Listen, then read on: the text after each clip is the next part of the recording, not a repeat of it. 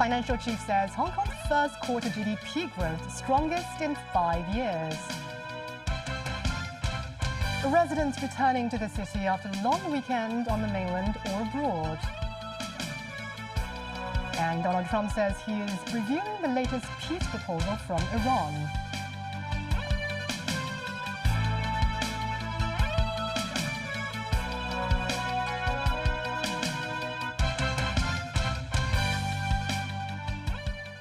Good evening. Welcome to TVB News. Financial Secretary Paul Chan said Hong Kong is set to see the strongest GDP growth in the first quarter in nearly 5 years. The government will announce the advance estimates of the city's GDP for the first quarter on Tuesday. Mimosa Ngai reports. On his weekly blog, Financial Secretary Paul Chan said the growth is helped by spending increase in the retail and food and beverage market, recording a 5.2% year-on-year rise. Spending at non-fast food restaurants also increased by nearly 8%. Apart from an improvement in private consumption, Chan said another factor is a positive performance in export and fixed investment. The financial chief noted that the export growth of two product categories had seen a notable rise in the first 3 months of the year. Electromechanical equipment and telecommunication gear increased by more than 40% and 63% respectively. Meanwhile, Chan said the number of tourists visiting Hong Kong in the first quarter exceeded 14.3 million, the highest since the pandemic. Chan estimates the total tourist volume of the year could surpass the initial forecast number of 53.8 million, bringing the city more than $240 billion of tourism-related spending. Mimosa Ngai, TVB News.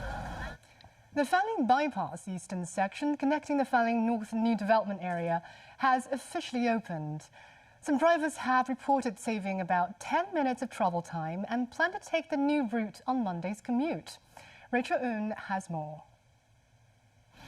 After 6 years of construction, the Fanling bypass eastern section officially opened at 8 a.m. Many drivers were keen to try out the shortcuts. We set off from Fanling Highway in the morning to test out the northbound route. To reach the bypass, drivers must first follow the directions to Fanling and Shenshui, avoiding the exit towards Shuttlecock. Then follow the yellow road signs along the way towards Fanling North. Staying in the leftmost lane will lead you onto the Fanling bypass eastern section. The two-lane dual carriageway bridge crosses over the East Rail Line section. Around 3 minutes later, the first exit appears. The left exit leads down to Nong Yuk Tower roundabout. Connected to Shuttlecock Road, this exit provides access to Lun Wo Hui, Ong Lok Chun, and the Queen's Hill area. For those heading to Shenshui Town Center and Shek Wu Hui areas, continue straight along the bypass. After going through the underpass, the road runs along the banks of the Ngtong River. In about 5 minutes, you'll reach the roundabout connecting to Ma Sik Road. In comparison, taking the old route via Park Wall Road and Jockey Club Road, then turning onto Ma Sik Road involves passing through 6 to 7 traffic lights. The new route skips all the lights and junctions. Some drivers believe the new route avoids major traffic bottlenecks in the North District and plan to use it on Monday's commute. Mr. Lau believes with the addition of the new route, traffic jams around Kai Lang could be avoided, making a huge difference. Whereas Mr. Chang thinks that some of the signs lack clear indication midway through the route, hoping that the government will amend wordings on signs, allowing drivers to navigate more easily. Authorities stated that the bypass will support the Fanling North New Development Area, including the first public housing estate, Feng Wang Lang Estate, set to be completed this year. The road is being opened early to prepare for the newly relocated population and avoid increasing traffic congestion. As for the 2-kilometer-long Fanling Bypass Western Section project, commenced at the end of last year, will connect the Fanling Bypass Eastern Section and Man Kam To Road. The project is expected to be completed in 2031. Rachel Ng, TVB News. Many residents head home on Sunday, marking the end of a long weekend holiday. As of 4 p.m. on Sunday, more than 600,000 people arrived and left Hong Kong via different control points. About 169,000 mainlanders visited the city. Mimosang reports. On the third day of the Golden Week holiday, the West Kowloon Station's arrival hall was filled with passengers who arrived from the mainland. Some travelled light, while others carried suitcases. A lot of them were Hong Kongers who came home on the last day of their 3-day break to prepare for work and school on Monday. This man, who has spent the holiday in Huizhou, Guangdong, said his family decided to catch an earlier train to avoid the late crowds. He said that will also leave some time for his children to complete their homework. Similarly, this resident chose to arrive in Hong Kong before the evening because he thought travelling would be easier in the afternoon. The traveller added that the return ticket was difficult to secure and he was placed on a waiting list beforehand. For mainlanders, the holiday doesn't end until Tuesday. Many visited Shatin racecourse to watch horse racing. Coming from Sichuan province, this tourist said the racecourse was well known. While she planned to leave Hong Kong later in the day, the woman said the venue was still worth a visit. The Immigration Department said more than 780,000 Hong Kong residents left the city on the first 2 days of the long weekend break, an increase of nearly 30% compared to the same period of 2025. Separately, about 510,000 mainlanders arrived in Hong Kong over the past 2 days. Mimosang, TVB News. According to Iran's Tasnim news agency, the country has submitted a 14-point counter-proposal to the U.S.'s Middle East war peace plan. U.S. President Donald Trump said he was reviewing the new Iranian proposal to end the war, but also expressed skepticism it would lead to a deal. Daniel Rao tells us more. Tasnim news agency said while Washington's plan calls for a 2-month ceasefire, Tehran is pushing for a 30-day timeline to resolve key issues, insisting talks focus on ending the war rather than a temporary truce. It said Iran's demands include U.S. troop withdrawal from areas near its borders, guarantees of non-aggression and economic steps such as lifting the naval blockade, releasing frozen assets, easing sanctions and paying compensation. The proposal also calls for ending hostilities across multiple fronts, including Lebanon, and establishing a new governing mechanism for the Strait of Hormuz, a vital global oil route. Tasnim said Iran is awaiting a formal U.S. response. U.S. President Donald Trump said he was reviewing the new Iranian proposal to end the Middle East war, but also expressed skepticism it would lead to a deal. Doing very well with regard to just about everything, but doing very well with regard to Iran. Again, they want to make a deal. They're decimated. They're having a hard time figuring out who their leader is. They don't know who their leader is because their leader is gone. Their former leader, Khomeini. But we'll see. I'm looking at it up here. Yeah, I'll let you know about it later. Shortly after speaking to reporters, Trump posted on social media about the new proposal, saying he can't imagine that it would be acceptable and that they have not yet paid a big enough price for what they have done to humanity and the world over the last 47 years. Meanwhile, the Israeli military continued to carry out strikes across southern Lebanon, destroying homes they describe as infrastructure being used by Hezbollah. Israel's military used bulldozers to destroy parts of a Catholic convent that had been empty as a result of the latest fighting. The Israeli military issued a statement saying that as the army was destroying Hezbollah infrastructure in Yarun, a house that had no religious signs was damaged. It added that as soon as the military knew it was linked to a church, soldiers prevented any further damage from being done. The military added that Hezbollah used the compound in the past to fire rockets towards Israel on several occasions. Elsewhere, Pope Leo XIV once again called for peace while ordaining 4 priests as bishops in an elaborate ceremony at the Vatican. In his homily, he said, "Chosen by God were those who oppose plans that crush the weak and use conflict to select the strongest, while neglecting those left behind." Daniel, TV News.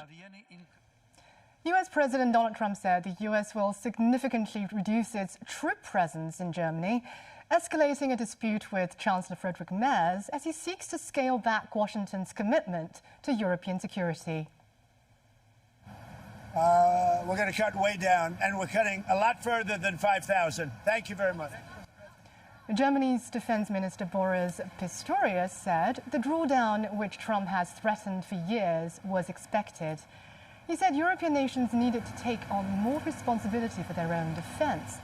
The German defense minister also emphasized that security cooperation benefited both sides of the transatlantic partnership. And still ahead, Mexico's state governor and mayor step aside after U.S. drugs indictment. Torrential rain hit Hong Kong, bringing much cooler weather to the city. And mainland robots working as traffic cops.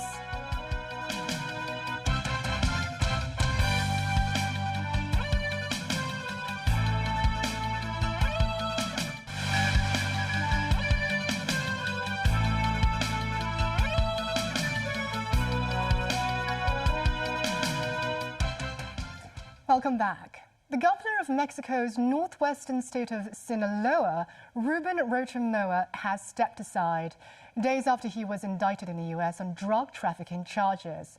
The announcement came as Rocha and 9 other Mexican politicians and security officials were charged with alleged involvement in helping a faction of the Sinaloa cartel led by the Chapitos. El Congreso del Estado. In a televised address late Friday, Sinaloa Governor Ruben Rocha, the highest-ranking official named in the indictment, said he has submitted a request to the state Congress for a temporary leave of absence from the position he has held for 6 years while the investigation is underway. According to the U.S. Justice Department, Rocha and others had protected the cartel and helped smuggle large quantities of narcotics into the U.S. in exchange for political support and bribes. Rocha vowed those charges would be proven false in a post on X and called them an attack against Mexico's ruling political movement to which he belongs. Local lawmakers appointed Geraldine Bonilla Valverde as interim governor in a special vote Saturday. Juan de Dios Gomez Mendeville, the mayor of Sinaloa's state capital of Culiacan, was also named in the indictment and similarly announced he would take leave from his post. In leaving their positions even temporarily, officials would lose their blanket protection from criminal prosecution. Mexican President Claudia Sheinbaum, who is of the same progressive Morena party as Rocha, has pledged to stamp out corruption while defending national sovereignty. She insisted if federal authorities uncovered irrefutable evidence connecting the indicted officials with cartel crime, the accused would be tried in Mexico, not the U.S. Meanwhile, Mexico's Attorney General said no arrests will be made while the probe continues. The stepping down of the governor and mayor was good news for some residents living cartel violence almost daily in Sinaloa. A local doctor expressed rejoice and said it was unfortunate that it was another country that had to step in and take action on the situation they're facing. La felicidad es enorme para mí. A vet stated the administration has been protecting Rocha a lot, but he does not think it will shield him from U.S. legal issues. King Charles III ended his trip to Bermuda on Saturday by visiting Coast Guard and the UK Space Agency hub. The British monarch first travelled to St. David's Island, where he opened the new Great Bay Coast Guard station. He spoke with Coast Guard members about their efforts to keep Bermuda waters safe and stop illegal maritime activities. The King then travelled to Cooper's Island, where he helped launch the space agency's Project Nova. The scheme is to track space debris and ways to support international space sustainably. And back locally, Secretary for the Civil Service, Ingrid Yeung, says if department heads discover loopholes in the accountability system, they should report it or they will be held responsible for the oversight. Jackie Lin spoke with her. The government's two-tiered heads of department accountability system will see more serious allegations involving department or bureau heads scrutinized by the Public Service Commission. Speaking with TVB News, Secretary for the Civil Service Ingrid Yeung says the second tier is triggered by more serious, repetitive, and widespread issues. She says the Public Service Commission, as an independent statutory advisory body established in 1950 on civil service appointment, has been given new powers to oversee relevant investigations. It is very well respected within the government by civil servants, very transparent. The water bottle scandal earlier, the seatbelt debacle, and even the Taco fire. we know that we need to have more, credibility and public trust towards the government worker system. Do you think the heads of department accountability system is going to help with that? Heads of departments have all along been expected to be accountable. Now we are spelling it out in detail and institutionalizing this. I think this will help government department heads to put in place effective systems to manage their departments. The typo hearing has recently flagged the issue of probably some unclear division of responsibilities among different departments. Do you think the mechanism will help address that concern as well? Surely, it will help. Sometimes things are fall between stools. Several stools. The department head can bring it to upper levels or to other departments who may have the power to deal with this sort of problems to get it resolved. She says the accountability mechanism can cover permanent secretaries and could expedite disciplinary hearings on civil servants, which normally take 9 months with more comprehensive probes. Yeung adds the rank-and-file civil servants will face stricter appraisals, with possible considerations of a bell curve approach, in other words, assessing officers against one another for promotion opportunities and point-scale pay raises. Lower-performing civil servants may be denied their annual increment pay rise, and that brought the question of the annual pay adjustment mechanism for civil servants. Pay adjustment mechanism. So why is not public perception included in the mechanism? I think in a way public perception is included. We consider civil servants' morale, we consider civil servants' pay claims, and I think in it it's all bounded. A lot of elements are included. She says details about the more rigorous appraisal mechanism will be revealed around mid-year. Jackie Lin, TVB News. The observatory earlier issued the amber rainstorm warning signal that remained in force throughout the afternoon, and further indicated the possibility of the city being affected by hail. Weather authorities added that Hong Kong will experience unstable weather conditions for the next 1 to 2 days. The observatory issued the amber rainstorm warning signal at 2:20 p.m.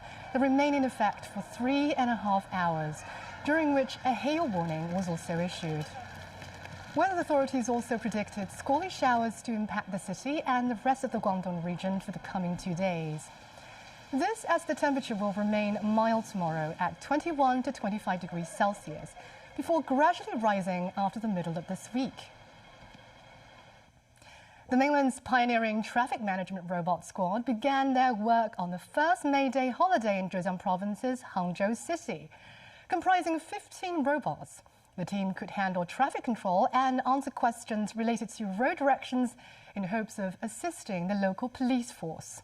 Timothy Lee tells us more. With just the touch of a finger, a clear map becomes available to any pedestrian traversing the roads of Hangzhou. But this helpful guide in bright neon colors is not your regular police officer, but rather a member of the mainland's latest traffic management robot squad. The 15-member team began their work assisting local residents in traffic at the city's Westlake Scenic Area on the first day of the May Day holidays. Their efforts were primarily directed towards the popular tourist hotspots of the Westlake area's shopping and central districts.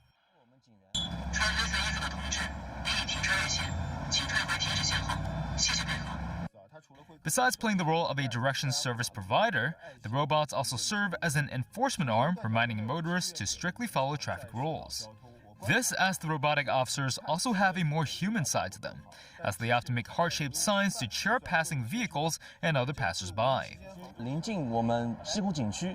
A local police officer said the robots are equipped with a police alarm that allows for direct connection to the force's command system. This in turn boosts the efficiency of the police's ability to respond to community emergencies. Timothy Lee, TVB News. And that's the news. Thank you for watching.